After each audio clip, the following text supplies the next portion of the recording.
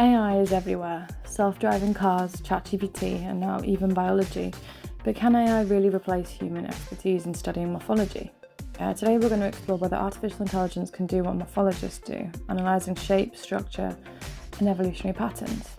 Before we dive into AI, let's quickly define morphology. It's the study of shape and structure, especially in animals and plants. It helps scientists classify species, track evolutionary changes, and even identify individuals in forensic cases. Our traditional morphological studies rely on methods like geometric morphometrics, where we analyse landmarks on a structure to compare shape differences statistically.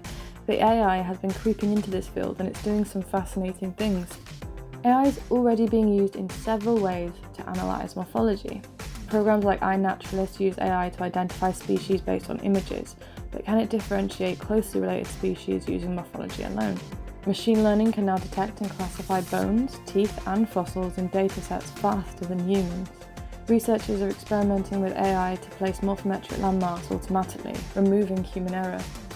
These developments are impressive, but AI still has limitations, so is it ready to replace humans? While AI can process data much faster than humans, it struggles with certain aspects of morphology.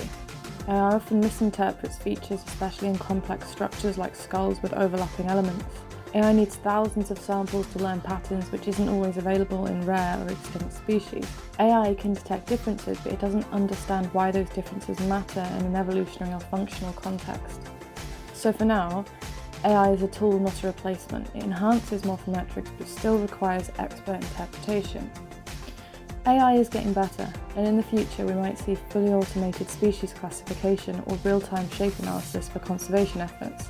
But for now, AI and human morphologists need to work together. If AI does take over some of these tasks, what do you think that means for researchers like us? Let me know in the comments.